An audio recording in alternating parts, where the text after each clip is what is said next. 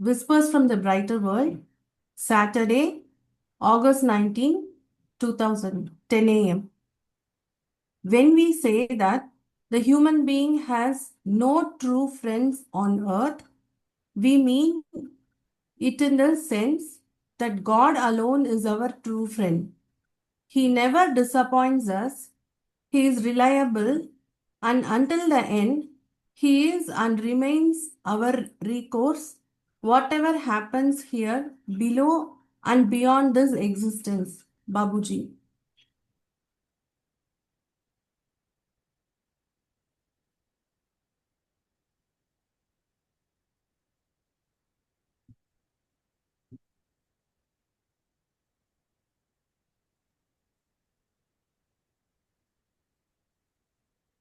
Yeah, anybody would like to sort of, express their views, you can put them in the chat box.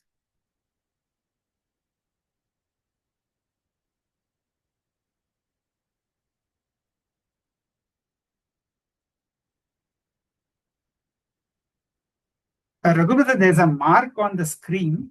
Not sure what it is. Is it there for everybody? Yes. Yes, brother. I'm not sure how to take that off. It's okay, sir. No worry. You can erase. I think there's that annotate thing if you see on the left. I think that can be used to erase it. No, on the I think it's Zoom thing. On the Zoom itself, right? Okay. On the left-hand side, I see it. I don't know where you will see that. Annotate, no, where you can get the laser pointer and all that. Okay, okay. I got two screens. I'm trying to see them. Annotation. Annotate is here. Okay. Then I get. I think there's eraser there. You can try, see if you can. Eraser. Okay. Does it go off? Yeah, I think it does. Thank you very much. Okay, thanks. I'm not sure how it came in the first place, though. I think anyone can go and draw on the screen. Somebody might have accidentally dragged. Yeah. Okay, excellent. Okay. So now I need to share this. Share.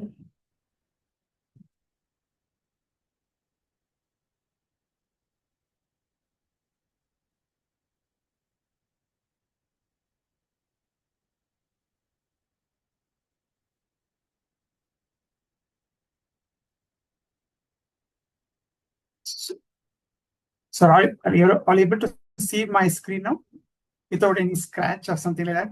Yes. Yes. Okay. Thank you very much. Yeah. So welcome to you all. And again, so we'll talk about this book Towards Infinity in the next sessions now. So this is a very short book, as you all probably know, and many of you have read it several times. So it will be a sort of a reread for many of you. So if you look at the book, the objective of the book is essentially aims to describe the journey of consciousness and explain some states and conditions at the different stages of consciousness. I think, this is something, which would consider to be like a map, and like all maps has to be properly used. So maps have rules, and, we have to understand looking at those maps. So this is what we will be sort of discussing today.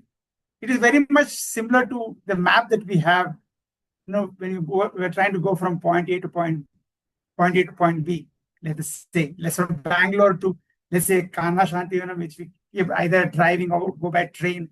So there's an initial preparation that you need to have, and there could be an internal journey, and finally you would probably have when you reach there. So there are different phases of the journey that we go through, even in a simple journey to go to Kanha, right? So the conditions change there, the states change there, and something, if we are aware of it, right, the journey becomes that more pleasant, right? So that is what this book Towards Infinity sort of talks about.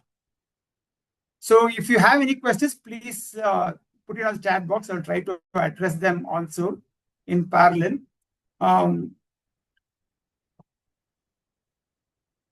Okay. So go to the next slide. This we are all part of, as we get into heartfulness, we are all part of a spiritual anatomy project. I think we are all work in progress, as you all know. And we have all started our journey, and we are at different locations, and our objective is where we are. This is our current state, and finally we have to arrive at that particular state. So that's basically where our spiritual anatomy project lies.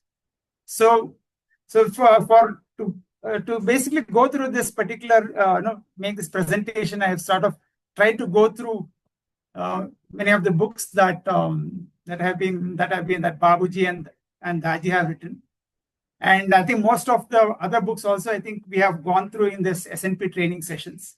I think all of you are aware of it, so we will also, I think all that knowledge, that all the information and knowledge that you have gathered during the last sessions, I think will be of very helpful. And this particular session, this particular book would be a sort of a culminating book for the program here, as such, which will sort of help us in our journey as such.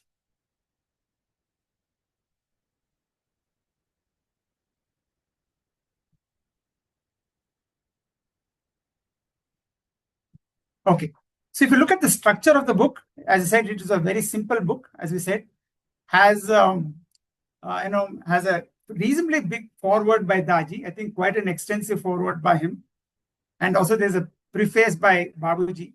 The foreword for the earlier editions were also written by K.C. Vardachari. I think many of you may know of K.C. Vardachari. He was one of the earliest stalwarts in the mission. Was a very close associate of Babuji. So the earlier book basically has also a very good foreword by K.C. Vardachari, which I think we will not go through this for the lack of time. I think I would suggest to go through the earlier books foreword by Dr. K.C.V. The main book basically are just 3 chapters. This chapter is one on Jnana, which is basically knowledge, and the different knots, and the final state. Basically, these are the three sections of the book, with another 3 appendices. So this is a very simple book that is there. And what we, as Dr. Raghu also mentioned, we will also go through. We'll also have a lot of reference to the book on spiritual anatomy, which is very much like a guide to this particular book. So I think reading spiritual anatomy along with this particular book would be a very good exercise for the better understanding of this particular book, which has where Babuji uses a lot of words, which Daji has sort of explained in quite great detail, and it will be extremely helpful to go through these 2 books in sort of parallel to better understand Towards Infinity as such. So though Daji has given a lot of explanation on the different words, has explained many complicated words that Babuji has used, and we can make use of those explanations by Daji while reading this particular book on Towards Infinity. So you would see a lot of I'll sort of screen captured a lot of text from spiritual anatomy in this presentation also. So there'll be a lot of what I call text that has been pasted, using which we'll sort of try to understand this book on Towards Infinity. So this will be a presentation schedule. We'll probably have around 6 sessions of an hour each. Hopefully, the first session we'll sort of have an intro on this. We'll do on using spiritual book on spiritual anatomy. Then we'll have a sort of a recap of the first 4 books as to how they sort of connect with this current book that we are talking about today. We'll go through the foreword by Daji and also the preface by Babuji. Following that, we'll essentially talk about Jnana, and the first chapter on Jnana by Babuji. We will look at the different stages of human consciousness according to Vedanta and also other traditions, sort of a reference. And we will be looking at some spiritual concepts and terminology, which will be used widely by Babuji in his book. So which will give us a good grip of what we are basically going to read when we sort of go through this book. So that will be the second session, and the following 3 sessions we will basically go through the chakras from 1 to 12. And on the 6th session, we'll be focusing on the central region and on the final stage. So this is essentially the content and the and how this particular sessions would sort of go through. So starting off with the recap of the lectures, essentially of the previous lectures, I'll try to go through them, see how they sort of get connected to this current particular book that we are sort of going to discuss. So starting off with with reality at dawn, I think as you probably know, we had this we just sort of listed down these different chapters in this particular book. In religion, Babuji starts off with religion. He basically takes us from the state of, since our society, most of us follow one religion or the other, he sort of brings us up from this particular stage where he talks about, Babuji talks about religion and the various systems, and he sort of mentions that the aim of all religion is basically to link between God and man. That has been the sort of objective of all religions, and with universal love being its fundamental base, of it. So it starts off. He has started from there. Then he talks about having what's the goal of life. I think I would not like to repeat that. Then he moves out, then he starts at the ways and means of basically sort of achieving that particular goal. Then he moves on to sort of talking about guru, and he talks about the spiritual training that is sort of needed. Where the training, where is essentially is to basically how to start listening to our inner voice. I think that's where the real, the practical part of the system really starts off. And it brings in the concept of inner cleaning. How do you deal with the thoughts during meditation, and also talks about briefly about what are this different stages that they were on the path of realization under the guidance of a master. So he also talks about faith, constant remembrance, that are all very necessary for spiritual growth. And finally, he talks about the real part of realization, where you need to sort of develop certain characteristics as we sort of which will help us in our growth. He uses the sadhana chatustaya and the Shat Sampati sort of a model which Shankara basically has sort of propagated, and then finally ends up with his first map on march to freedom, which where he sort of initiates all of us into this, gives us this first particular map where we sort of, he brings into the concepts of the different stages of Maya, stages of ego, and the central region. This is his initial foray into the sort of a map that he develops in his develops in a big way in towards infinity. And he also expands a little bit of that, as you probably sort of came to know when we had in the previous sessions on Raj Yoga in the light of Sahaj Marg. So this is how we are initiated into this map that Babuji talks about in greater detail in Towards Infinity. And Sahaj Marg philosophy, he expands upon this whole philosophy of Sahaj Marg, where he talks about the Adi Tattva, the ultimate reality, which we all need to sort of come to know about, as you saw, and also maybe the friend that we talked about that has been mentioned in the whispers right today about the friend and the God that we talked about. We also briefly talked about cosmology and the role of Jiva and the Brahman. And he also brings in here a concept of knowledge. I think he introduced a concept of knowledge of Tarka, which is basically logic. Shruti is basically the and Anubhava. This is something, these are things that he slowly brings in certain amount of what you call science into this whole issue in the whole scheme of spirituality. So then again, he talks about humanity and the role of the human being in the entire cosmos. So slowly he's trying to get the practitioner or the seer or the abhyasi into understand its various stands and how is he already connected to the connected at both ends.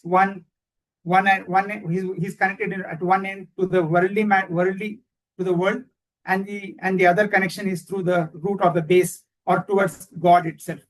So that's the connection that he starts to bring in this particular book on Sahaj Marg philosophy. So moving forward to the next thing on the 10 maxims, I think this is one of the first books that Babuji wrote.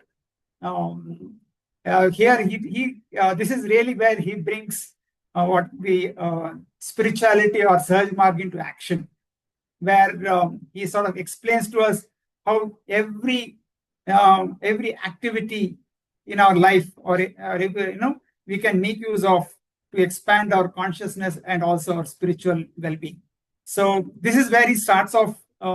He sort of explains to the seeker what he needs to do with maxims 1 to 3, talking about the design and practice, and maxim 4 on what outlook that we need to have for things around us. 5 to 8 basically talks about natural challenges that we face, how do we treat others, how to take food. And 9, it basically talks about what should our outer response be, so that that we sort of help not only ourselves but help others too. And at bedtime it's almost like a feedback time. Like how do you sort of improve upon us, and it's something like continuous improvement that we need to do on a day-to-day basis in maxim 10. So this is how Babuji has sort of taken us in this particular book in our sadhana. And in this is basically the book on the efficacy of Raja Yoga. Here I think the technicalities of the particular subject of heartfulness or Sahaj Marg is sort of explained in a little more detail. Here we start off with he sort of brings into the concepts of, or classifies the entire 23 points into 3 major regions, or the heart region, the mind region, and the central region. This is the first time. He also sort of links the points, the spiritual points, into the human frame, and and he also briefly talks about certain conditions that we sort of feel in this particular book. Sort of an introductory book that you see, a book for the book on Towards Infinity. So this is where we sort of, as a brief introduction of all the 4 books that we sort of went through in the last couple of months. And finally, we had the Heartfulness. I think I missed that out. I think this is our latest book. I think this is another sort of a thing which where Babuji has sort of expanded the practice that Babuji sort of Babuji and Chari sort of improvised, where he started introducing the heartful relaxation, which was one of the new additions to the practice, and also he brought into the spiritual anatomy the points C and D. We had only A and B, which Babuji had sort of talked about in Raja Yoga in the light of Sahaj Marg. In this, I think it was Raji's innovation of looking at C and D also. So that's where we sort of see how the knowledge of the heartfulness way has grown over the years. So this is basically sort of a recap of all the 5 books that we have gone through in the last couple of months.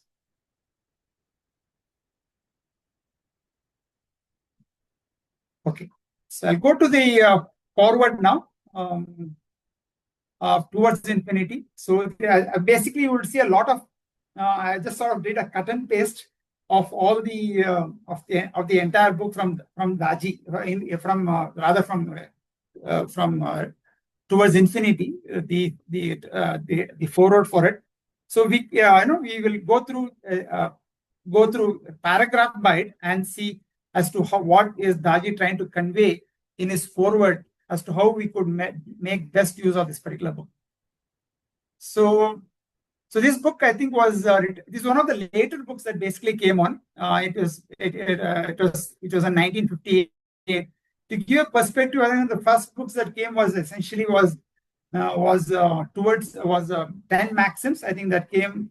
That's a book that Babuji wrote in the early 1940s. I think maybe it's around the 1944 time frame. I think then we had the others book follow. Other books follow. So this book was one of the later books which came out in 1958. Okay. So the other important thing about this book also is this is the first time that these chakras were sort of revealed. If you look back at the literature of philosophy of later Indian philosophy also, the Kundalini was the other thing, only other sort of concept that was sort of explained earlier. But this was the very first time that Babuji was able to sort of put all these things in a physical frame for people to sort of experiment and sort of learn from. So this is the other point that the Daji Prasad brings out in this particular book. So as I said earlier, I think for millennia we have basically looked at only 7 chakras, and the information about even the 7 chakras, as you probably see, have been very sketchy, and it's not, and they're not been probably. I think they have not been very confidently sort of expressed, which was again a sort of a bit of a challenge, and there have been a lot of what you call spiritual systems which are sort of evolved, and each guru seemed to have their own expression of all these points also. So as I said, basically this is a map. That's what we are talking about, and we have to make use of the map. The main, I think, as going forward, what Daji is taking is that the map can be like what we use. We can use map in both ways. We can use it like a step-by-step process, or we can use it as a process as we keep going along. We can look at it and see if we are going in the right direction. Similar to the way we use Google Maps, some of us use it for at a very diligently without even looking at what is there to the left of the road or right of the road. Just keep looking at the map and going. But then some of us also use the Google Maps by as a sort of a check measure.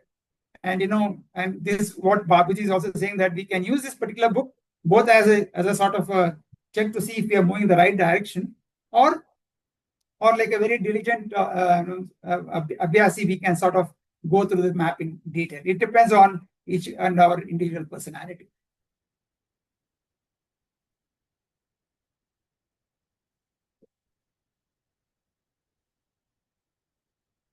So moving forward, so this again here in this particular paragraph, the Babuji talks about knowledge and information. I think many of I think even in enough companies also, where people just think that you have information, you know how to do things. Coming in from an engineering world, or even from many doctors who are here, just doing an MBBS or a BTech degree would not make you a proficient. Lot of things that we learn on the job, and that's how we start to learn how to do things first. And we typically start from a learning phase and then go into a sort of a doing phase. So this book, and also what Daji mentions here is that a book can never contain knowledge. Knowledge has to be sort of gained, right? The knowledge has to be gained rather. So books can be helpful to get to have some information about it. So just by reading it or sort of telling it to others would not be useful. I think only when it is practiced and and we get experience out of it, only then we will have some control or some learning about that particular book. So again, the other thing that what Babuji also mentions is, I think, as a context, is to tell people what real knowledge is. I think this whole, he wanted to sort of tell the community then, rather the people then, that just by reading or listening to pravachans may not be just useful. I think that was the communication that he want, that is what he wanted to communicate to the people around at that age. I think even now you see a lot of people basically participating in a lot of reading and listening to pravachans and lectures. But I think it was to them that he wanted to show that what really knowledge or jnana is, and that is the object of this particular book. And if you were to read his text next, right, you will see how angry he was with the people who used to sort of do a lot of lecturing in those days without really practicing them in real life. So again, I said, as we are sort of discussing, the real knowledge, true knowledge is experienced. Right? I think that's why in jobs, right, or any person, we need people with experience, right?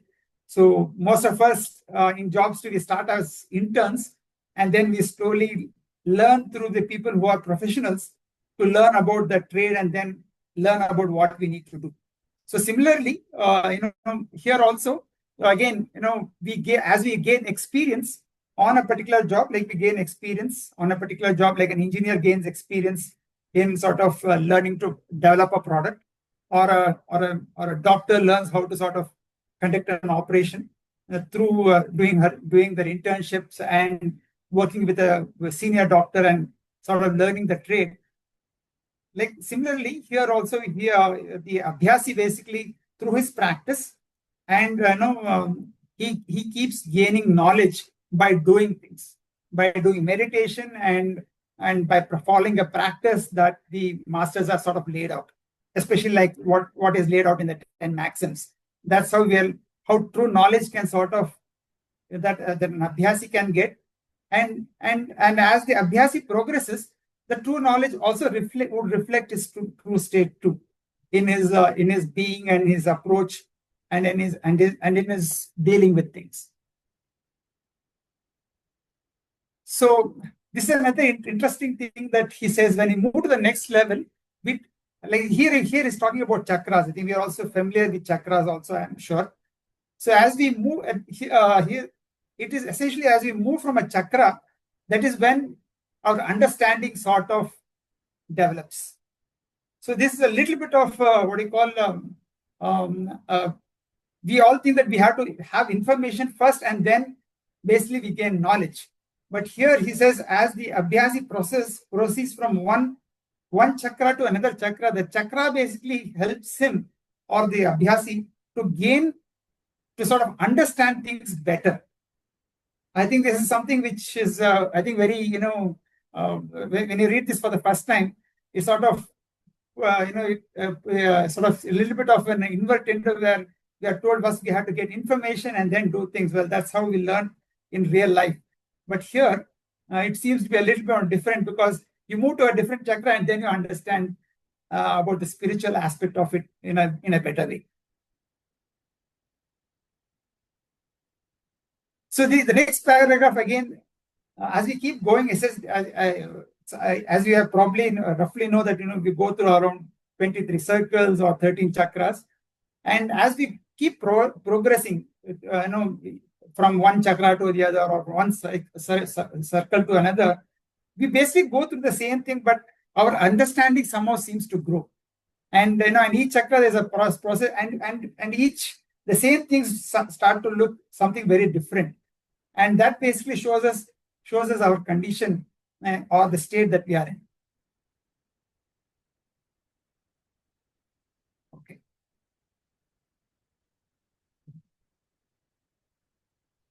So again, This is again a very interesting concept that Rajiv sort of brings forth and sort of expands it in his preface. Is that that we have to sort of lose that particular sort of negate that knowledge that has been gained at that particular point of time to go to a much higher level. Like for instance, we go from, to give an example, he says when you go from chakra 1 to chakra 2, the important thing is that we sort of gain a lot of knowledge, or sort of, let's say in point 1, number 1 is we are sort of trying to sort of understand the dualities of contentment and discontentment, let's say, right? So once we understand how to do that, we somehow seem to sort of, if we want to progress to the next chakra, we probably will also have to sort of forget many of these things in some mysterious way, so that we can progress to the next level. Else, what he says is there could be sort of curvature in our sadhana. Curvature means that if we start to get sort of, let us say, too contained in that particular first chakra, let's say we start liking this chakra, like contentment, for instance. We like it too much. Let's say this condition that is bestowed upon the abhyasi is of a very great level. Or say the second chakra of peace, let us say. If the abhyasi moves to that level and he starts enjoying that particular chakra, it would be a sort of a curvature for him. He would not be able to move to the next. So somehow, in some way, we have to learn how to negate it and then move on to the next chakra. So this is one thing which we will all have to bear in mind, when we start off working on ourselves, or when we start helping other abhyasis, as we become preceptors, right? As we start helping others, because it's not only the samskaras we sort of are challenges, but all these wonderful experience that we get could also be challenges in our sadhana, which can cause curvatures. I think this is something which Babuji and Daji sort of brings out very beautifully for our learning. Yeah.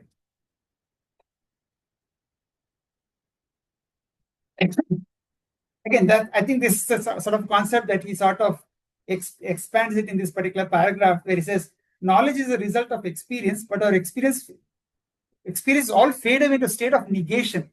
In that case, what kind of knowledge are we actually going to gauge? And here he gives an example of, in the next paragraph, on how you basically learn to drive a vehicle, let us say. For instance, when you start driving a vehicle, we start, let's say a car, for instance, our attention is on the steering wheel, on the gear. Now there is gearless vehicles, but on the gear and clutch and all the stuff. But as we start of learning, whether you almost forget as to what needs to be done. We just get into the road, get into the vehicle, and keep moving. So, and if somebody asks you, how is your hand moving? And we really not able to explain, right? So knowledge too has to move to that sort of a level where a human being is capable of, essentially. That's what he's essentially saying, that even gaining of knowledge, processing of this knowledge should be such that it becomes almost sort of instantaneous. And that is very much possible for a human being in a spiritual sadhana, is what Babuji is sort of promising, and what Daji is sort of explaining out here. Yeah.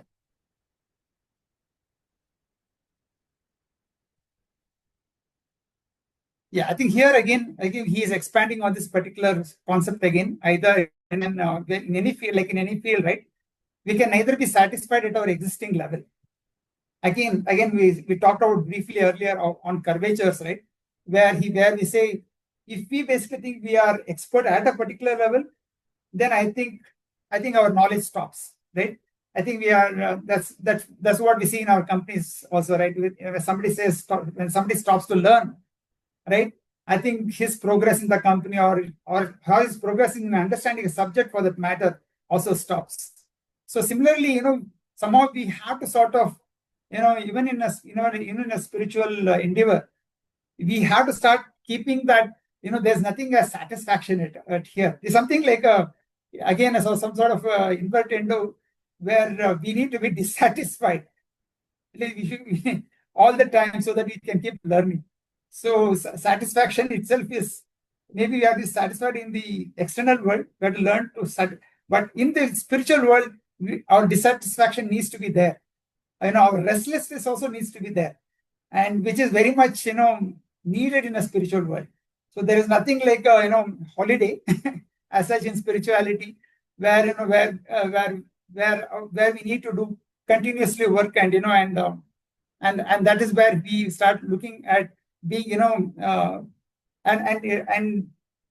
and this is again as I said, right, it is a little bit of a thing that we have to sort of understand and sort of proceed. And if you see look at the last sentence, you'll also see at a certain point of time that knowledge may not be enough for you. Knowledge itself could become a barrier, right? You could have probably seen, right, in when we work with many of the professors who are sort of stagnated, you would see they probably would be teaching the same subject again and again and again, probably not in touch with the progress that that particular field has made. So for that, you will have to have a sort of an innocence of wanting to learn more and more, trying to go into uncharted territories and in that particular field and try to experiment. We may fail in it in the real world, but again, that sort of a state, that sort of a hunger needs to be there in the abhyasi, so that he is able to look at things what are going to come forward, and at the stage where one has to go into stage of what he says knowledgelessness also is to be sort of be there for him to really progress. And as you see in the last sentence, and that's the actual condition of real knowledge, and that is at the final stage. So and to add to the mystery, or and as Daji says in Babuji's style, we also have to go beyond knowledgelessness. I think we will talk about that in greater detail as we go through the different chakras. And this is where we have to keep ourselves open, and and keep our energies also up, and have our and have our energies up, and also be restless to understand, and not just understand but also feel through our sadhana, which is more important. Try to look for the anubhava that we get, and and that's the only way we can sort of progress quickly in spirituality and try to understand the different states that we are in. And finally, I think this book is, I think it sort of concludes, saying that a sincere seeker should be a sort of, look at these books, feel those consciousness, get those, be very sensitive and be aware of what is happening with him, at the mind level, at the physical level, and sort of understand the nuances that are happening at each chakra, so that he'll be able to decipher for himself as to what's going on within him. And also, as we become preceptors, we are also able to help others along the way.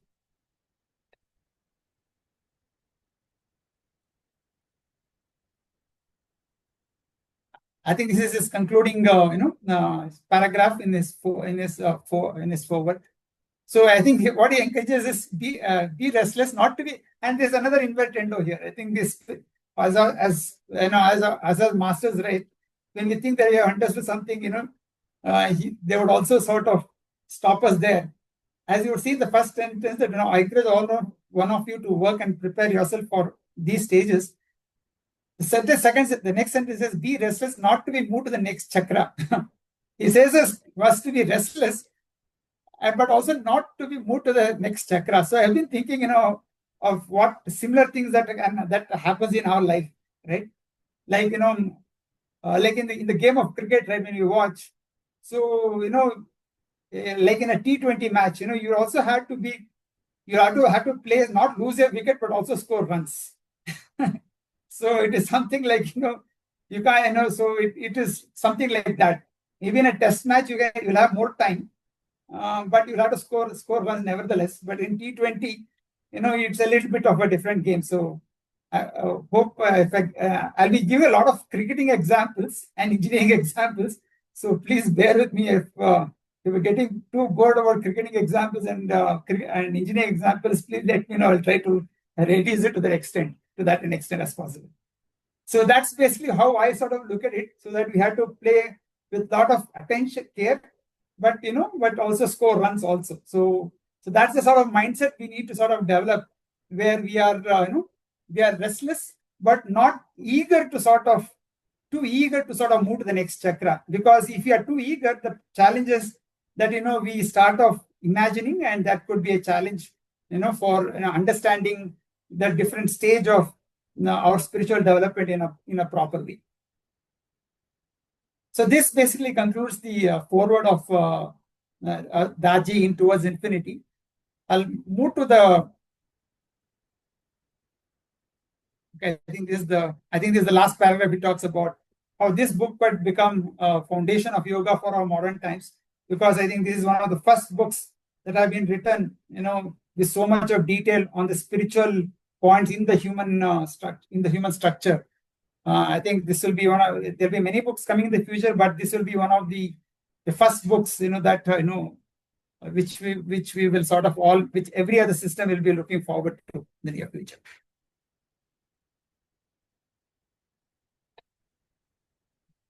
So this, I'll move to the next phase on the what Daji has written, what Babuji has written. So I think we should probably read this particular preface in the light of what was happening in the 1940s. Brother? I think what condition was. Brother? Yes, brother. Good, brother. Can we just have a pause for a few seconds? There is one hand raised. Sure. And after that, we can go through the preface. Okay. Oh, there. Okay. Yes, brother. Go ahead, brother. Yeah. So, sorry, I was trying to find out this forward by Daji. It's not in the latest edition. Is that, or am I missing? Yeah, it's in the latest edition, brother. Yeah. It is it? Yeah, it is. I just took the latest edition, and that's where it is. Yeah. Oh, okay. So I ordered one at the beginning of this program that doesn't have it. Let me see if I can immediately show that to you. I think it's in the other room. Oh, okay. I picked this up. Which edition? This is.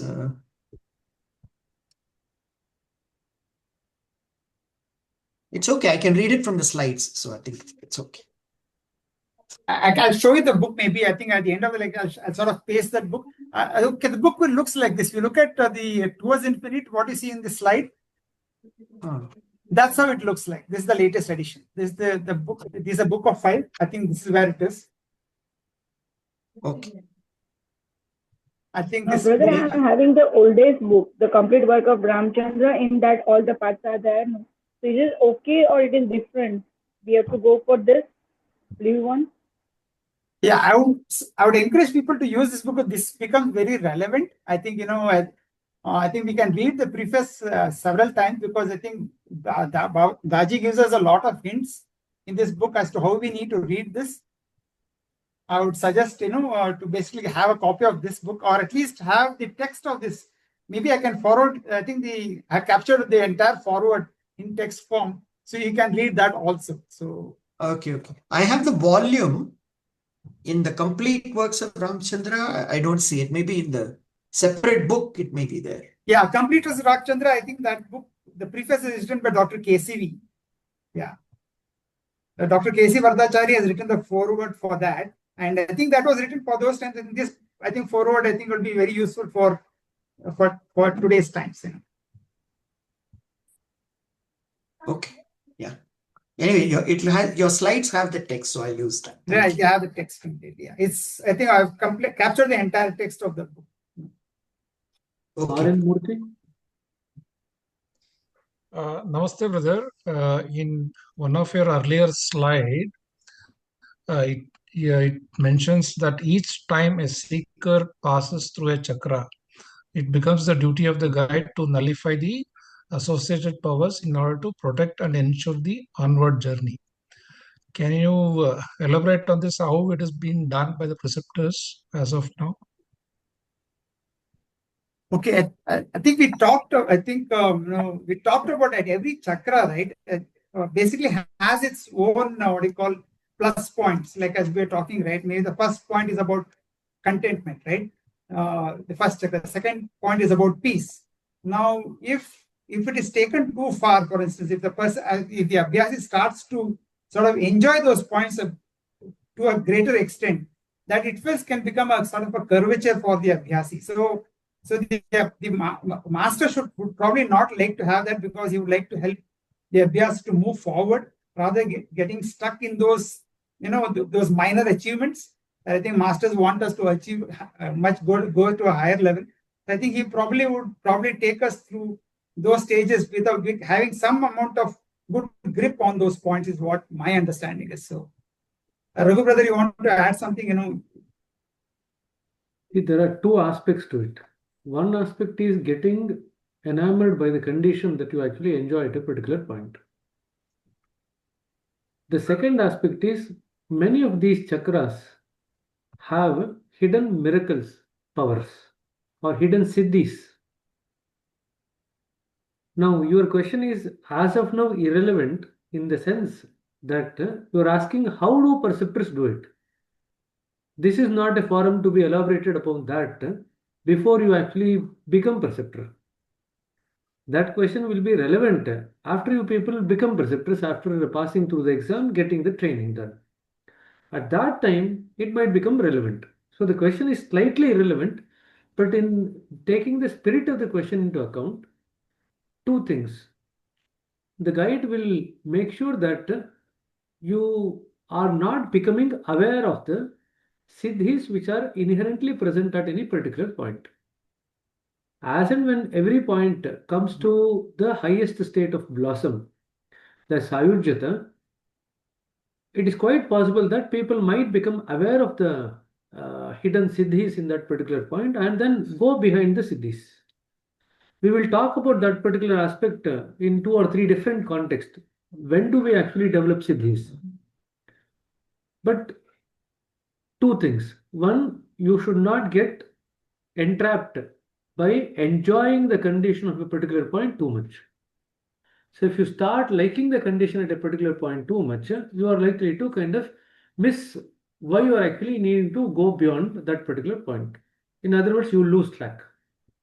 This is what happens with the second point. This is what happens with the Sahasradal Kamal, various other points in our journey. Same thing occurs at the 7th point for various reasons, different reasons. But the second aspect is that every point is associated with some amount of siddhis, which are like magical powers. And in our system, the master works in such a way that the abhyasis do not become aware of this particular siddhis or miraculous powers. So that our alignment to the spiritual journey does not go astray. These are the two things that master does. How it is done, all those things will become relevant in due course of time, probably not now. Okay, we'll just leave it there. Kishore? Yeah, brother, one follow-up question just on to that. So, as you were mentioning on the second point, right? So, uh, generally, at least for me, I also like when we are peaceful, when I'm peaceful, right? So, that is a natural condition. So, uh, I was wondering, am I getting attached to it, or how would I like? Sometimes different experiences are also there, but in general, peace and contentment kind of feeling is generally which we naturally get attracted to. Best thing to do is what Babuji says is keep the goal in front of you all the time.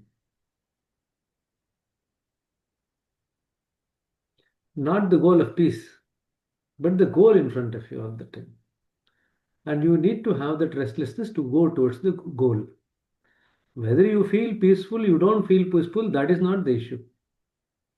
You need to have the goal in front of you. Now, you tell me, when you are studying so many hours, 10 hours, 12 hours for the exam, do you think that you feel peaceful? No, no. When you are striving hard, obviously you will not feel peaceful. You will feel out of your comfort zone. But it's out of that comfort zone, that you actually get the best results. When there are no exams, you might probably read about half an hour, 1 hour, and you are very peaceful. But that peace is not going to give you any good thing in your life. Got it. Right? That's why Babaji says it's better to be restless and painful towards achieving the goal rather than being peaceful. So that's why in Voice Real, the first chapter is My Pain. And he wants all the Abhyasis to develop that pain. He does not want us to develop peace. He wants us to develop that pain. Okay.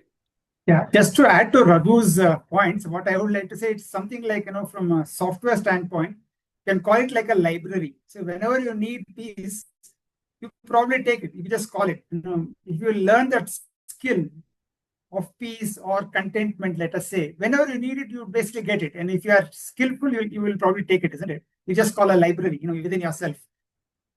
Like a software architecture, right? You can probably have it something like that. You'll be able to call it at will. And that's what Abhyas probably helps us to do, I guess. 2 minutes centering leads us there. Yeah.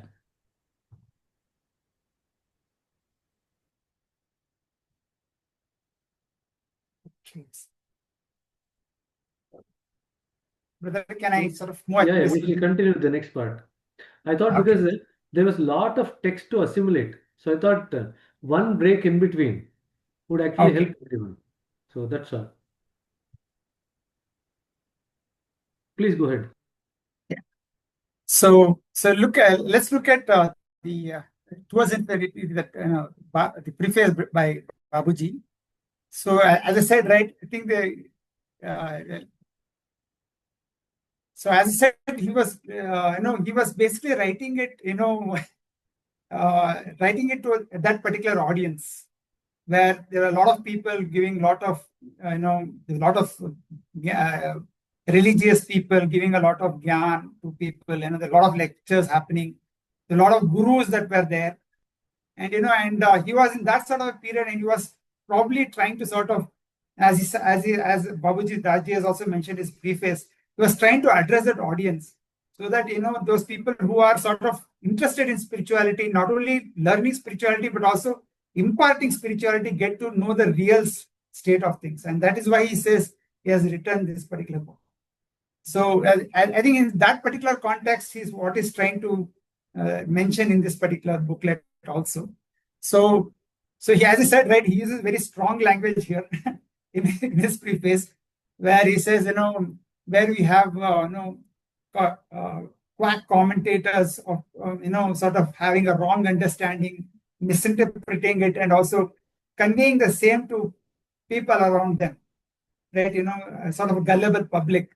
And that is what he was trying to address them, and in this and try to correct that particular scenario in this particular book. So essentially, you'll see his probably his preface, is sort of is in that particular direction. So he says, as he said in the next paragraph, he says some people, who has made many of the religious practices as their profession, really forgetting, losing the spirit behind what is to be said and done, and just going by the spirit, by the letter only. What is being said, what is said in the books, right? Just going by that, which many of the people who are, whom they were sort of imparting this information to, sort of only looked at only at the words that were written in the book rather than the spirit behind it. So that's basically where he's sort of moving towards to. Then again, this is a follow-up of what happened to those people who are sort of imparting this particular information to the people, is that they really did not have personal experience. I think here he stresses on the importance of personal experience here. Like people who give lectures on Gita or the Upanishads, right? Without having personal experience, it is people would not really be able to understand or not be able to tell the right things. So that is essentially what Daji is sort of mentioning here, is people were talking about things without really experiencing. Like, it's something in companies that people who don't know software or have not developed a product talking about product development. So, it is something like that. Like, people who don't know how to do things but talking about it, which will be of no use to anybody for that matter. So I think that's what what Babuji is sort of talking about here. And and again, going forward, it is a very similar thing about pseudo-religious leaders, who are quite verbose in their language, but but in content, sort of lacking in content, and that's what he talks about it here. And again, he says the objective essentially here is not about imparting real wisdom, but essentially talking about their, about showing off their knowledge and stuff like that, but not really imparting appropriate knowledge is what he's sort of saying us.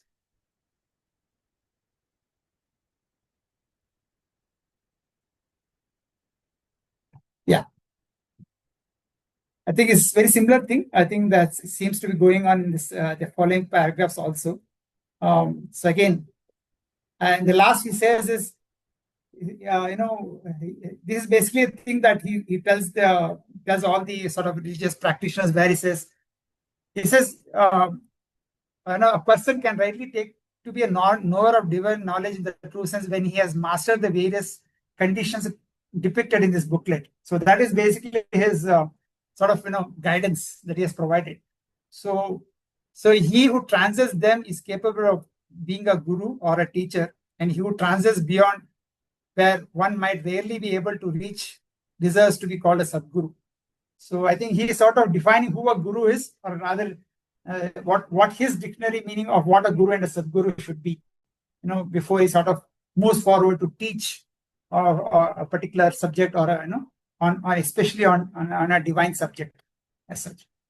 So this is basically the preface towards infinity by Babuji. So what I did was I used ChatGPT for this will be my last slide, to talk about, to see what really knowledge is all about. See what is contemporary knowledge, how we have different knowledge and stuff like that. And I would sort of put it together as a learning model. So this is, there could be some errors in it. So it is for your own consideration and sort of seeing whether it's appropriate or not. So if you look at the conventional learning, as we see, sources we take books from we take from external books and teachers. That's how we sort of do our conventional learning. Well, Babuji's learning is, in addition to the divine, you all learn from the divine within. And the greatest thing that we learn is the sources from master's transmission. And the master's transmission is the one which helps us to sort of understand more and more. And the more we study, the more we absorb, the more we acquire and absorb, and make it one, right? We start to get, and that's the basic source of our learning. Something which, being in heartfulness, which we sort of privy to. The method is, again, the conventional learning involves a lot of study, analysis, memory. Maybe we do a lot of in engineering, we do a lot of testing too. Somehow in the ChatGPT was not able to take that. But in our method, we basically have a lot of meditation, a lot of anubhava experience and transmission. That's the method that we follow. The intellect is, when conventional learning is basically intellect, and also you can add maybe gut feeling. Most of engineering does happen through gut feeling also. So you could add that.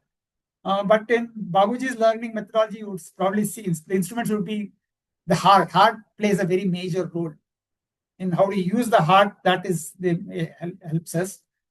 In conventional learning, the goal essentially is accumulation of knowledge, more and more knowledge about products, systems, disciplines.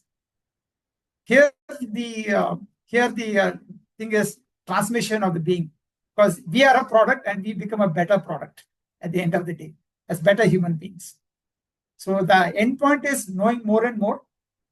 And I think here what ChatGPT has picked up is saying that you sort of become infinite. And that's basically what is the end point of a learning from a Babuji's learning model is talking about. So that's a thing that to put it as a process, this is what is telling me what Babuji learning model is talking about, where we start off with external learning through reading, observation. We use our intellect, we use our senses, and what the final goal is essentially leads to better mental understanding. This is what happens in our jobs, in our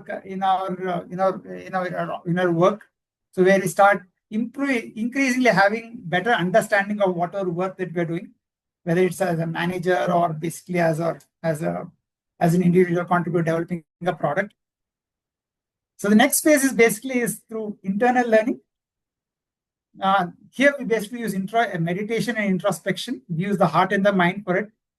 And here we basically start to get more and more, the study is more about the self. So you start getting more about self-awareness. The self-awareness starts to improve. Then as we start gaining experience in our sadhana, we have this sort of experiential learning, which is sort of enabled by transmission and sort of bestowed through blessings of the master, different spiritual states.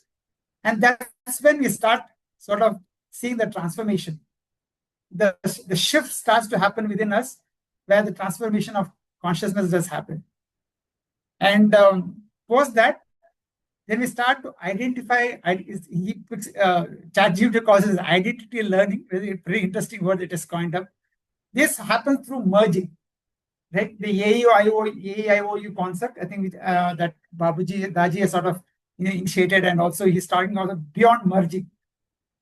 So that's basically where we call it identity learning, where we sort of with meditation and transmission, we start off different conditions, we sort of become one with it, and we start off getting those divine conditions basically.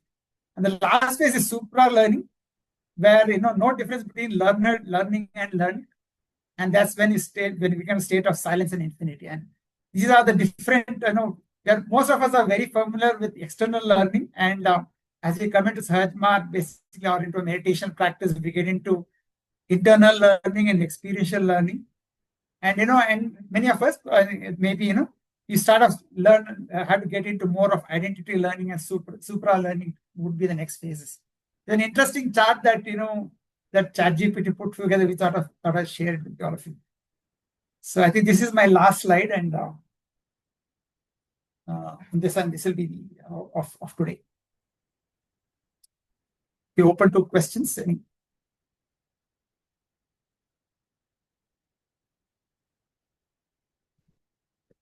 So next sessions we'll start getting into the technical intricacies of we'll get into jnana and the other topics in the coming sessions. Brother Murthy, go ahead. Namaste, brother. See, the last chart what he put up was quite interesting. Basically, the ChatGPT one. So, what I have seen in my experience is, unless until you mentor any chatbot, whether it's ChatGPT or OpenAI or anything, Bard or whatever, it gives you different kind of answers, and also the prompt has to be refined based on your own experience. But it can give you right understanding sometimes, but it will deviate in its own way based on the algorithm and also your own interaction, how you mentor it. So let's have that in mind, and it helps to quickly analyze, get a lot of information. But every chatbot is specialized in certain things, and when you look at variety of them, then you'll know the difference, why it is behaving so and so. So it does give you an indication. That's what I feel. Yeah, that's fine. So what I did was I see the certain amount of changes that I've made. I think that is also quite possible. I think I just put together as sort of a learn using ChatGPT as a learning tool, as another tool which you could probably use. Not that they're exactly, the validation has to come from our own individual perspectives and our own learning. And it's just a tool. I just sort of put it over here. So I think I made one attempt here to do that. I thought it was interesting. I sort of shared that with you.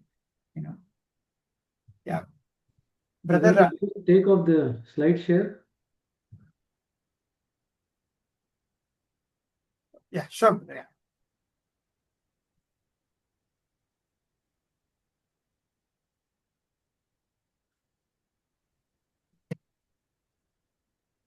I think I lost. Brother, I will take a stop share. Better now. Go ahead, Anand. Okay. See, this is a question about this experience versus imagination. Because like when we started this program, I think I knew very little, right, about many things. Sometimes I'm reading and I'm trying to interpret what I experienced, right? And I'm not sure if I'm just imagining or was it truly an experience, right? As knowledge increases, I mean, or as information increases, let me not use the word knowledge. So how do you sort of battle that?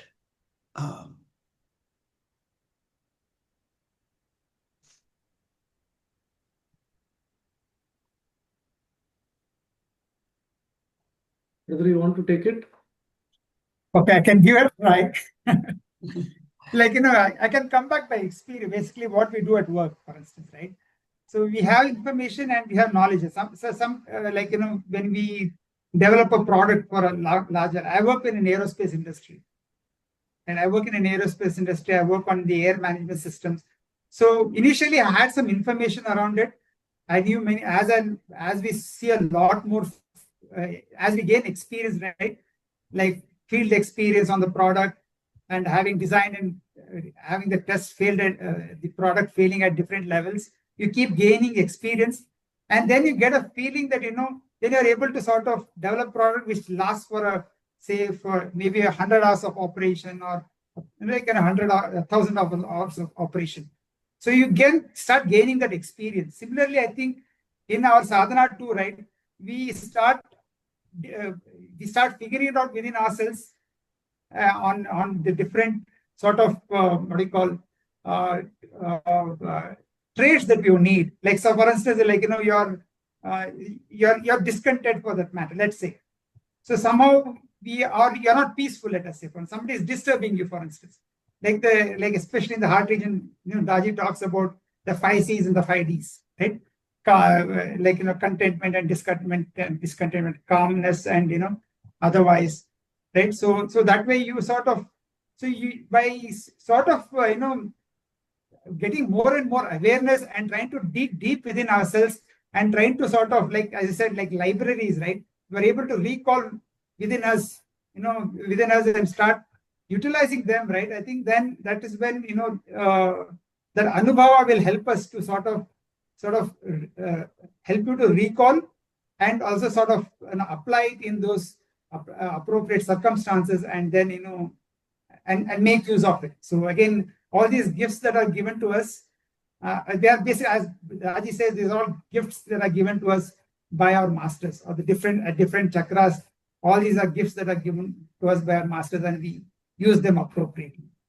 And when we know that we have used them, we somehow know that we have understood, have got some grip on that sort of a condition that we have to, or what our response need to be at that particular point of time. And I just thought what it came to me. Maybe I can be a little bit more specific, my question.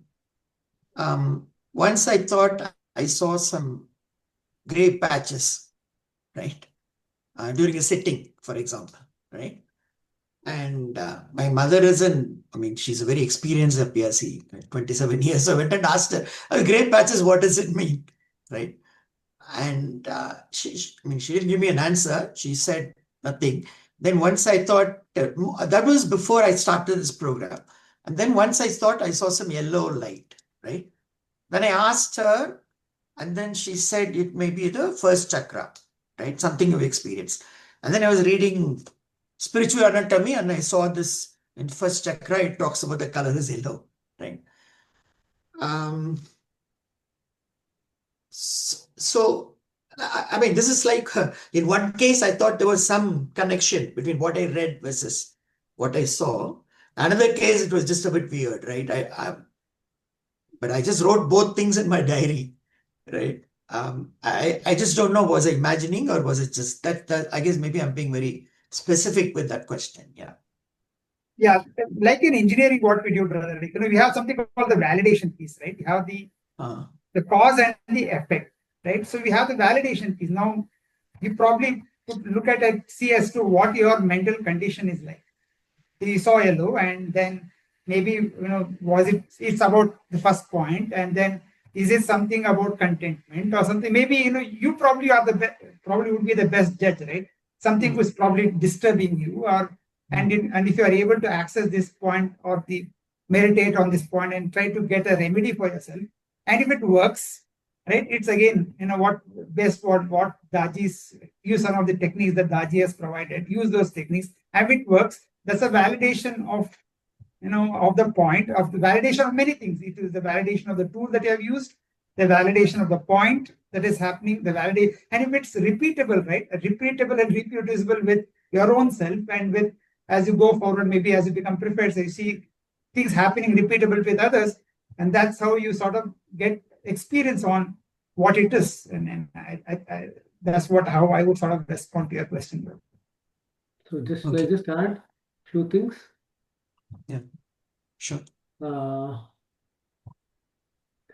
One of the first things that we have to learn in meditation is not to imagine anything during meditation. That's the first thing. We say 3 things not to be done. No going behind the thoughts, no imagination, no force. Now, if we get into the habit of doing meditation correctly, then this question will not arise. Because what would happen is you will become sensitive whenever you imagine during meditation. See, for imagination to be experienced during meditation, we have to do something. We have to actively imagine. So there is an active process involved. But meditation is just a passive process where you just sit and observe what happens. That's all, what unfolds. Now, there are a lot of experiences that we pass through, and color is one of the commonest experiences that is kind of reported by many abhyasis. Now, the colors might actually give you a clue where the work occurred in that particular session. Beyond that, colors is not very indicative of your journey. So it is indicative of where the work occurred during that particular sitting. That's all it is. So I was just, anyway, while the session was going on, I was just reading some of the letters from Babuji's, Lalaji's Complete Works Volume 3. So I'll just read one paragraph since it's kind of relevant to this particular question that you asked. God is absolute love, absolute knowledge, and absolute bliss.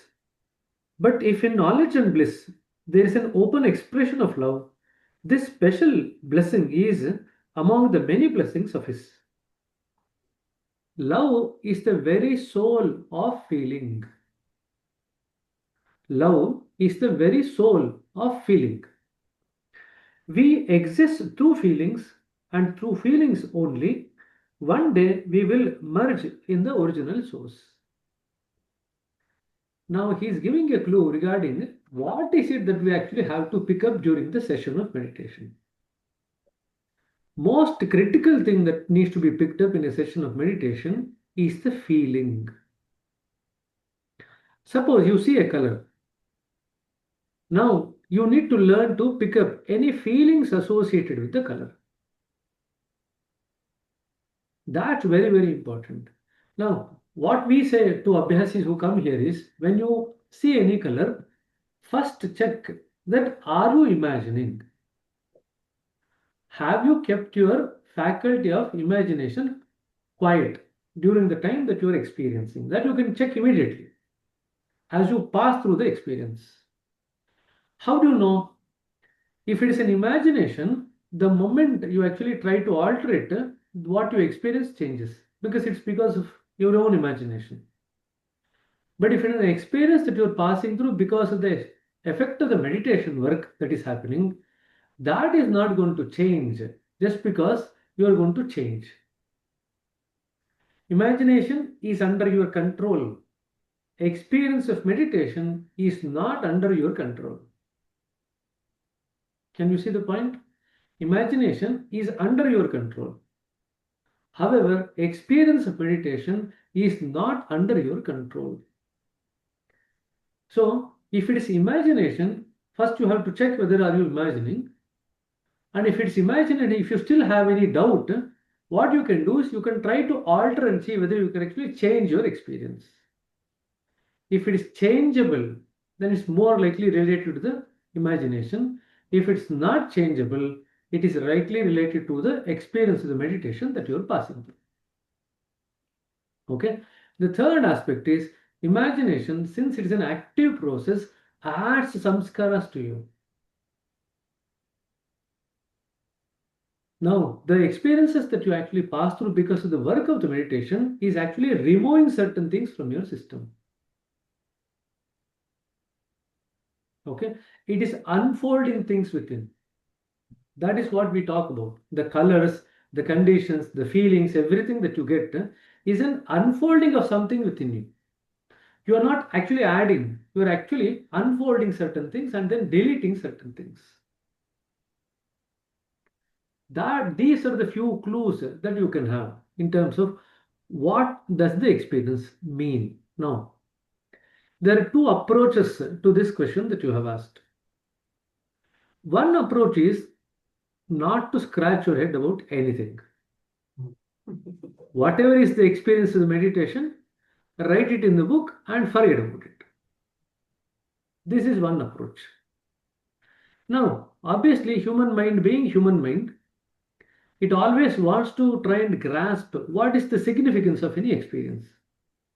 Like, for example, if I were to just give a very similar analogy, you go to your doctor and the doctor says, go and get these lab tests. Get And then if these? you want to lab tests, some tests. Oh, lab tests, okay. And the doctor says, do the testing and forget about it. How do you feel about it? You will just feel how illogical. Okay. Now, this is one approach. Now, why is that this approach is valid in spirituality and not in material life? It is valid in spirituality because at the end of the day, we are moving towards an experience-less state in spirituality. That's what we are moving towards. After passing through all the experiences, we are gradually moving towards the central region where there is hardly any experience. In other words, as you go higher and higher in spirituality, it is more and more of less and less experience. More and more of less and less experience. That being the case, why scratch the head about any experience at all? Don't worry about it. Okay? If you take that view, now many people follow that. They are on writing the diary and then they hardly look at the diary. It's of no use. The second approach is it's a bit more pragmatic, more practical. Now, it is quite natural for anybody to be inquisitive about what is the kind of experience that they've had and what does it mean. The only caveat in this second approach is that you should not try to interpret too much and get attached to that interpretation. Remember, like in life, it's a moving thing. For example, somebody comes to me and I check their BP. And in that session, the BP is high in that reading. Now, I'm not going to draw any conclusion immediately. I tell them on this particular occasion, the BP is on the slightly higher side. We would like you to see back again in about a week or 2 weeks time. We will check it again. So maybe 2-3 times if I get the same result, I might actually start wondering about whether there is something that we need to do something about it. Right?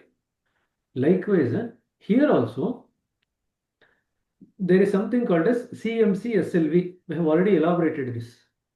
in every chakra that work occurs, there is 6 parameters that you can actually experience as an abhyasi. Okay, CMC SLV. C means colors. M means you can have movement. And the next C is condition. So that is CMC. So colors, movement, conditions. Then SLV.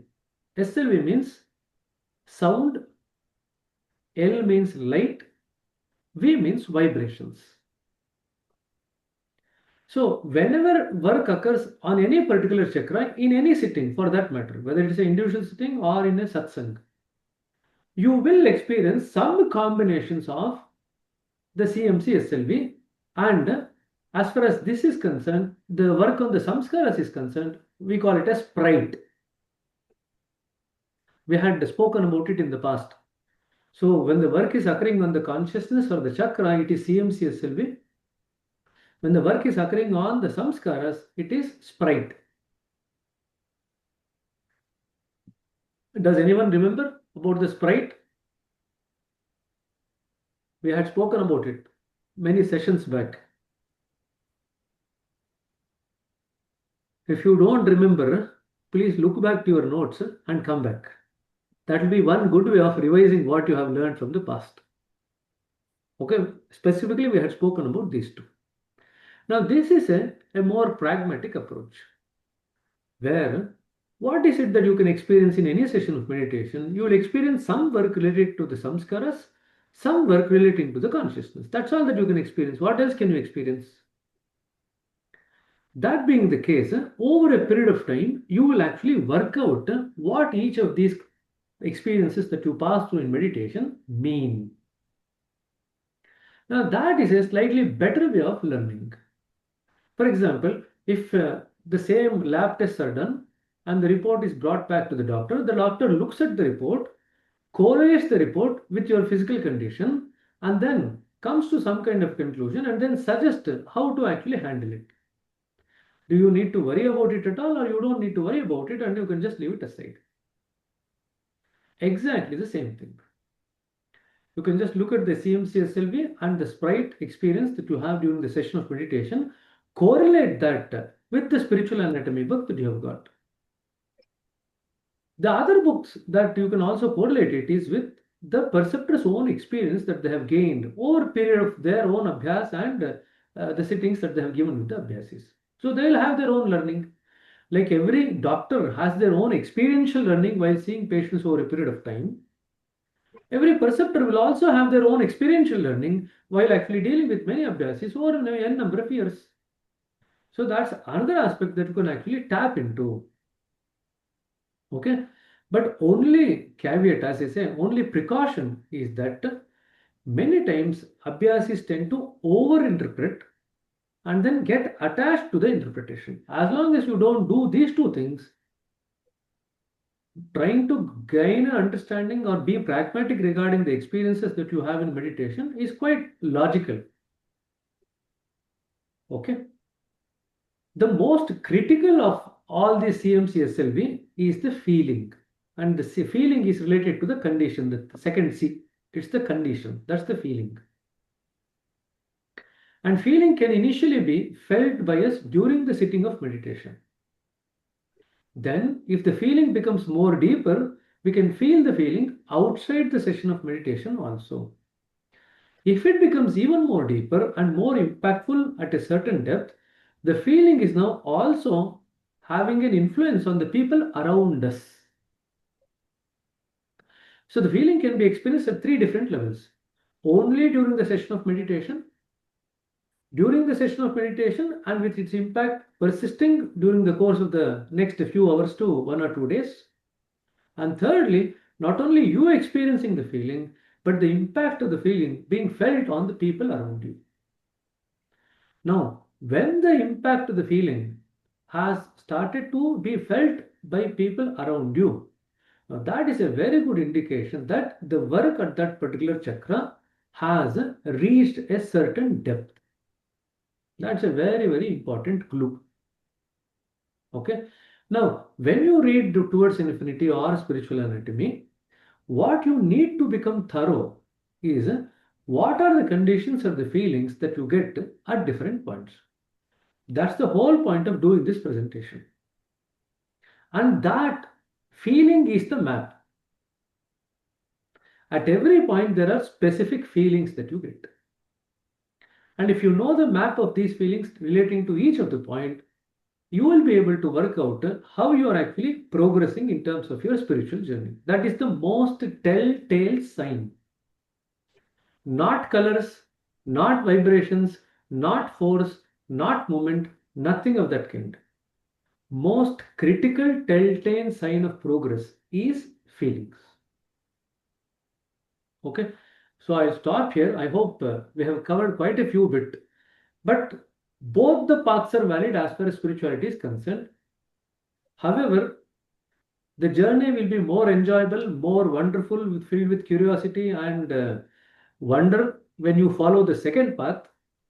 When you follow the first path, after some period of time, you start feeling that the entire spiritual journey is just mundane. Nothing is happening, nothing is happening. There is no excitement left. Okay, so both are equally valid.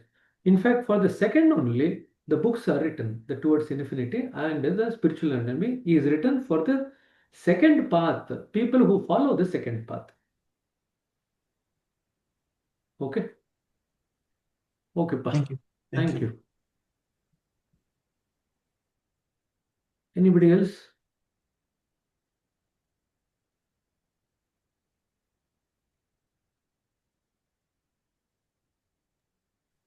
The Since you second, are reading this, I want you to read the chapter on the knowledge in Truth Eternal.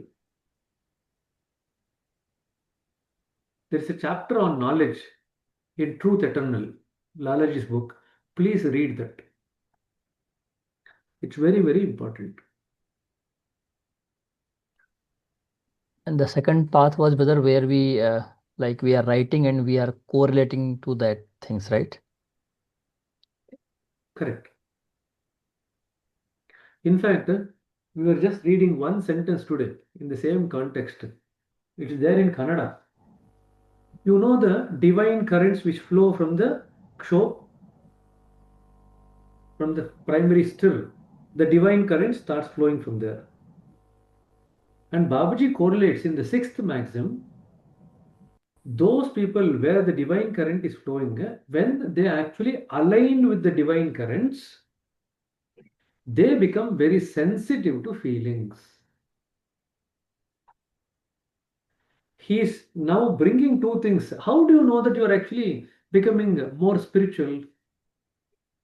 How do you know that? There are many ways in which it's been described. We say that you develop lightness, you develop moderation, you develop calmness, you develop balance, you develop subtlety. Now, these are all 5 common signs that is there in every chakra. As you progress from one chakra to the next chakra, these 5 gets refined. But they are not specific to any chakra. It is there in all the 5 chakras. In all the chakras, you can feel these 5. For example, one simple example if I were to give you, suppose the work is occurring on the first point. So you will develop some degree of subtlety in the first point. You will develop some degree of lightness. You will develop some degree of moderation as far as desires are concerned. You will develop some degree of balance in terms of desires versus contentment. So these things will automatically happen at every point. Now look at it how the journey is very dynamic. Now suppose we move to the second point. Now the second point will be in alignment with the first point. So you still feel lightness there, you still feel subtlety there. However, the balance now gets rebalanced. The balance is based on the work that is occurring in the first point and the second point taken together. It's like when you learn the first lesson in a particular class, that's the only thing that you know. But when you learn the second lesson in that particular class, you are now rebalancing in terms of how much learning from the first chapter you are going to keep in the mind and how much learning from the second chapter. When you are in the third lesson, you will actually do the same thing, rebalancing. As and when you learn more chapters, you will go on rebalancing. and relating one chapter to the next chapter. That's how the learning occurs. Exactly the same thing occurs as far as rebalancing of the moderation and balance is concerned. It's always a continuously evolving dynamic journey. Okay, so just remember, now when apart from these 4 or 5, you are now talking about what exactly is happening in terms of the spiritual journey. And one thing he's saying is that as you become more aligned to the divine currents coming from the Kshobh, you develop more sensitivity to feelings. In other words, for the new Abhyasi, they don't know what is happening on the first day, in the first, say, first 1 or 2 months. But as and when they actually progress over the next few months, if they are able to give out more kind of experiences that they're passing through the course of the meditation and before and after the session of meditation, and also the changes that they see outside in their life because of the effect of the meditation, that means their alignment towards the divine current is now increasing. That is a very good sign that they're actually progressing spiritually. Sensitivity to feelings with awareness goes on increasing. Now, there again, we were just sharing this. We have read that maxim n number of times in the past. Today, while reading it for the Kannada session, first time we actually picked up that line where he clearly correlates between the sensitivity to feelings with awareness to the divine currents. In other words, if you are developing sensitivity, your alignment to the divine current is increasing. If the alignment with the divine current is increasing, it also means as a corollary that you are now coming under more influence of the spiritual heat in the system. You remember we spoke about spiritual heat and material heat in the last class. That was one of the the questions I gave you for homework. So you are now aligning and getting influenced by the spiritual heat. So that's a very good sign. So anyway, we'll just stop there. Anything else? You can ask any other question. It's there in the 6th maxim, 2nd page. If somebody wants to, it's in the last line of that particular paragraph. Okay? Lavanya? Good evening, brother. You said truth eternal to read the knowledge. There are 2 chapters, ignorance and knowledge, knowledge, upasana, and happiness. Which one is the one I relevant? knew that both are there. So when I say knowledge, I meant both. Okay, thank you, brother.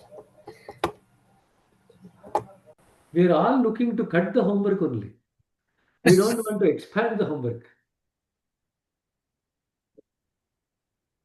Okay. Manikantan. So in English, is it not given? I don't see that specific line. Is it only in Kannada? No. I always say there are quite a few things which are more accurate in Kannada.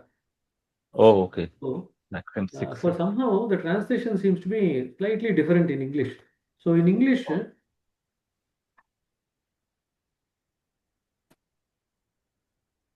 the last sentence in the next page. So I'm talking about the 3rd paragraph. All those contributed to the formation of our individual network, on account of which we lost consciousness of the currents that flow into every being, appearing in the man in the form of feelings. See, the way that it is translated actually gives rise to different vibrations or different way of grasping it. So I'm just reading the 3rd paragraph in the maxim 6, 3rd paragraph, last sentence. All these contributed to the formation of individual network. So what does this individual network do? The spider's web, on account of which we lost consciousness of the currents that is flowing. Which currents? The divine currents, which is starting from the Kshor. The Daivi Dhare.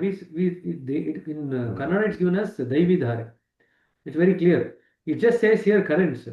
And sometimes when we say currents, we don't know what current. Babuji is talking about the divine currents.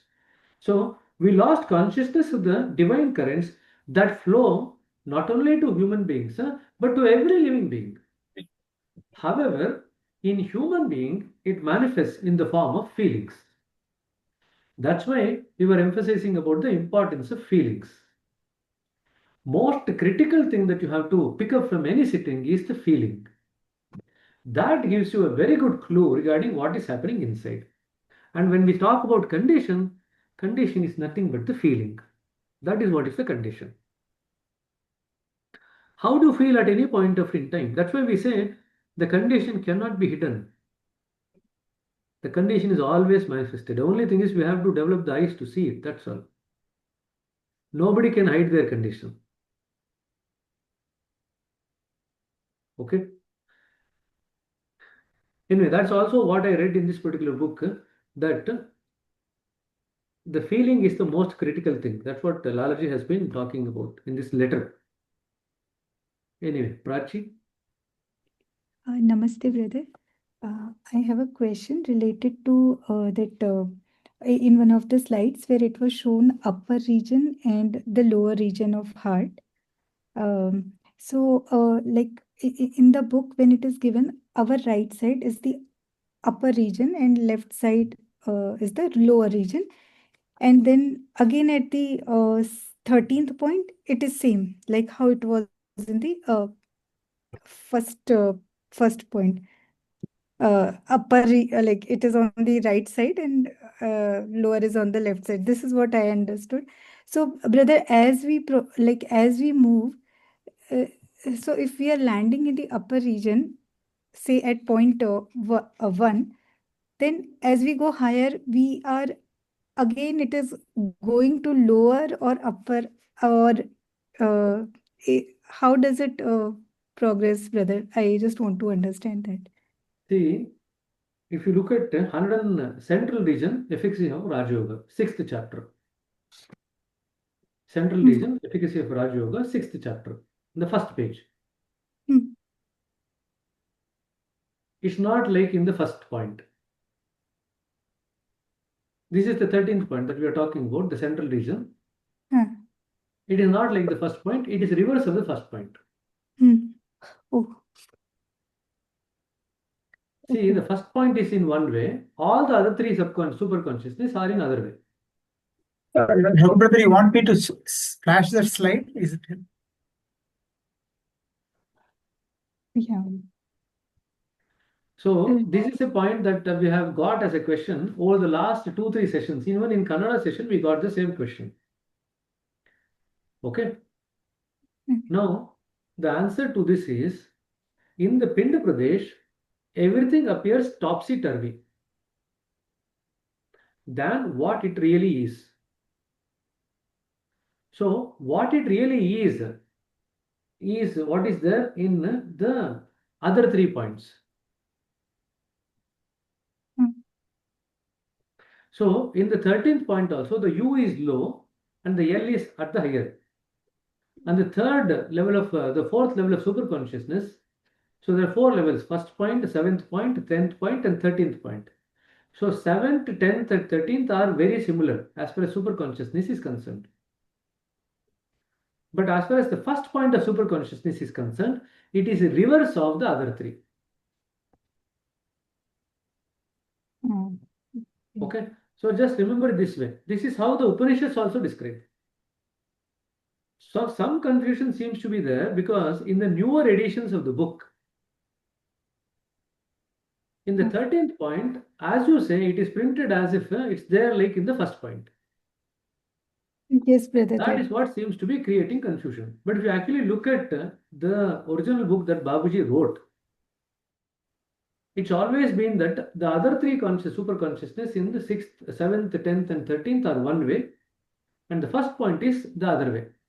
And that is how actually it is. Because only in the Pind Pradesh, everything appears reversed. In all other points, everything appears as it is. So when we do the work on the super consciousness, we gain access to wherever the super consciousness, you don't need to worry about it. So when you work on A and B point in the first point, A and B subpoints, the work will continue at the A1, B1, A2, B2, A3, B3 in the other 3 levels of super consciousness. They don't get reversed. A1, B1, A2, B2, A3, B3, they don't get reversed. So the work correspondingly spreads there, that's all, automatically. Okay. Okay. Okay. So I think this much is enough. I think this confusion has come about because of even the Kannada people pointed out that in the latest book, it is slightly different from what it was in the past book. Okay. But we don't say that again when we enter into the 13th region, everything again appears, goes back to topsy-turvy. No, it doesn't. Only in the Pinda Pradesh, everything is topsy-turvy, reverse. In every other place, it is as it is. So if you keep this concept in mind, it will be easy for you to remember. Got it, brother. Sure. Okay. There is Sure. no again topsy-turvy as we enter into the central region. No, it's not spoken about. It's not spoken about anywhere, in fact. Even in spiritual anatomy, it is not been spoken about. So don't worry too much about it. Okay. And the good thing is they are not going to, anyway, as far as examination is concerned, they are not going to ask you about the all these details in terms of intricacies of what actually happens to U and L in different super consciousness points. So to that extent, you will be okay. But the first point you should be very clear. But they'll generally ask this question: what are the points of super levels of super consciousness? Please elaborate. So that they might ask you the question. Okay. So if Sure, in brother. case you use the latest book and you are asked this question in the exam, what to do then? You can say that you have actually many times it's likely to be an open book question. So you can actually take the thing from the book and write it down and actually say this is from this particular edition. So there might be some changes, but this is from this edition. That is what I have copied. If you say that, I think they probably will take that into consideration. Okay. Sure, brother. Sure. Thank you. So everyone is putting their hands into super consciousness. Nobody wants to be in the consciousness. Everybody wants to be in the super only. Okay. Any other question? So we will take it slowly. I just saw brother's entire presentation. He wants to finish in a rush and go. 6 sessions. I think we probably will require a bit more time than that. So we are Right. happy to have that extra session. So there is no need to rush. So rather than deal with 4 points every session, we can just have a discussion on 2 points. That's enough actually. That will allow time for people to assimilate all the things that they need to know. Because this is very, very relevant as far as their spiritual journey is concerned. So we can just deal with 2 points at a day, per day. That is sufficient actually. Especially in the first few points, there's a lot of things which are discussed and a lot of elaboration. So no need to rush. Okay.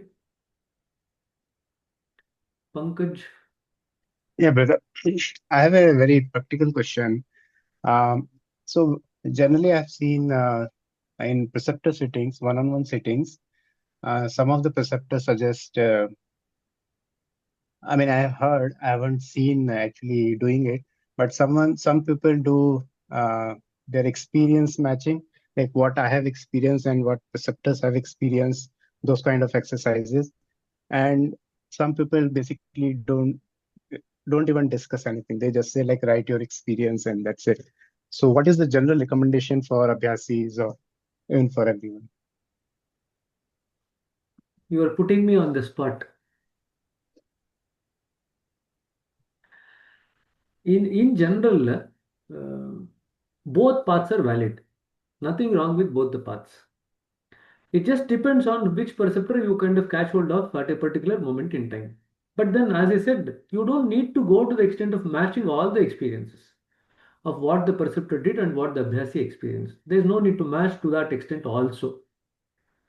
As and when the perceptor's heart and the Abhyasi's heart, provided you take the sitting from the same perceptor, if these two hearts come into resonance, what you will tend to see is that more and more things will be picked up appropriately. That's what will happen in due course of time. That's also a sign of the progress. There will be more resonance. The more the resonance, more you are likely to tally. But we don't need to scratch our head just because we don't get that tallying. We don't need to scratch our head. Remember, whatever, just take a classroom example. The teacher teaches the same lesson to, say, 40 students. Each of the 40 students grasps it or catches it at their own level. And their level of catching will be dependent on so many things. It depends on their attention, it depends on the other distractions that they might be having, it depends on their emotional state, it depends on their tiredness or energy level. So many things are a factor in terms of how much of the lesson in a particular day they will catch. Likewise, when an Abhyasi comes for sitting, there are many factors which can actually influence how the Abhyasi experiences the sitting. So we don't need to tally too much about it, but it's quite good to know to help the Abhyasi develop an ability to self-reflect so that they can maintain awareness and grasp what is happening in the session of meditation. To that extent, if you don't ask any question at all, the Abhyasi is only going to say, how was the sitting? They'll say nice and they go home. They are not going to learn anything from that particular perspective. So if you help Abhyasis develop awareness and self-reflection, they will become more and more sensitive to catch what is happening in the sitting. And that's a very important component of their journey. Look at this. If the Abhyasis are not going to pick up anything in any sitting, then what's the point of writing all the books, especially spiritual anatomy towards infinity? There is no need only, no? Anyway, are not supposed to pick up anything. Why bother? That's not how it is. So you require a good balance between not to be too inquisitive, but at the same time not to be too negligent about the experience. In fact, if you were to ask from a psychology perspective, very simple, meditation gives you a peep into your subconscious and superconscious. It's only meditation that gives you a peep into your own subconscious and superconscious. In no other way, you will be able to get a peep so clearly as you do in meditation. Okay. Now, whether you want to utilize it or not, it's up to each one of us. But we would say it's better to utilize it. Why do you go for psychotherapy? You go for psychotherapy to utilize what you pick up from the subconscious to make your life better. Here also, the motto is to make your life better. Nothing wrong with it. Whatever you pick up, it will actually give you a clue regarding what is happening in your subconscious and superconscious mind. Okay. Thanks, sir. Karthik. Yeah, good evening, everybody. So, brother, you said meditation. No, there is. I felt suddenly meditation undoes all the thing that you have already done. Any suggestion? Meditation itself will not undo all the things that we have done. The undergoing the work of the meditation with the help of a trainer will do it. We cannot undo many things that has happened without the help of a master's transmission and cleaning. If that is the case, then there is no need for any trainer or master at all. You can just close your eyes and sit at home and meditate and everything will be undone. That doesn't occur. Like even the best of a surgeon requires some other doctor or surgeon to operate on them. Even the best of the meditators require somebody else to work on them to become better. Of course, the cooperation is absolutely necessary, but we do require the help of the trainers and the masters. Without the master's transmission, Daji writes it very clearly in Heartfulness Way.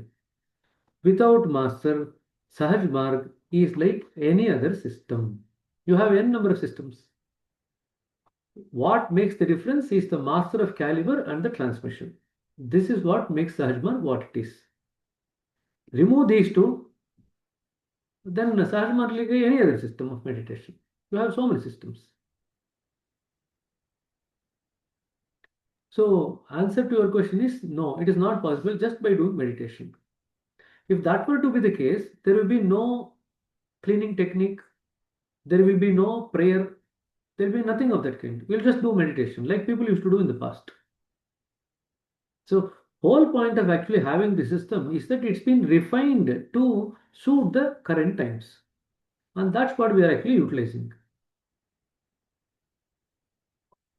Okay. No. Yes, thank you, brother. Okay. We've had good amount of questions. Anything else? Anybody else wants to ask last question before we wind up? Henry Satyanarayana. Sir, Namaskara, sir. It is said that liberated souls develop their power so much that they utilize both consciousness and potentiality in any way they like. It is said in Central Region, page number 162. What does it mean, sir? Please, can you able to explain it? Sir? See, potentiality of consciousness is in the realm of Central Region. Okay. So in that context, when Babaji talks about liberated souls, he is talking about those souls which are now in alignment with the center. They are swimming in the infinite ocean. Okay. In other words, they have crossed the realm of consciousness, which is there between the 1 to 13th point. They have entered into the 13th point and they have crossed the 7 rings of splendor, which is where the potentiality of the consciousness is. Now, since they are above that, near the center, they have the capability to use the consciousness also, potential of consciousness also, in any way that they want. It means, For example, those people yeah, say somebody is at 12th point. Now, they can utilize the consciousness in many different ways, but they cannot utilize the potentiality of the consciousness, which is there in the central region, because they are not traveled the central region. Okay, okay. After you have traveled a particular region, you gain control over that thing which is present in that region, which you can utilize for the journey of others.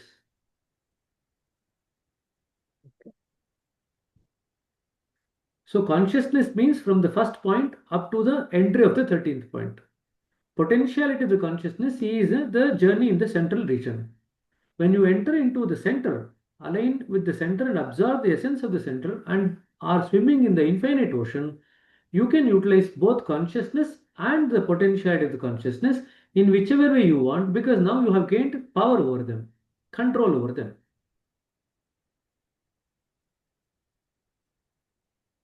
Now, to just give a small example of that, how do we actually utilize it?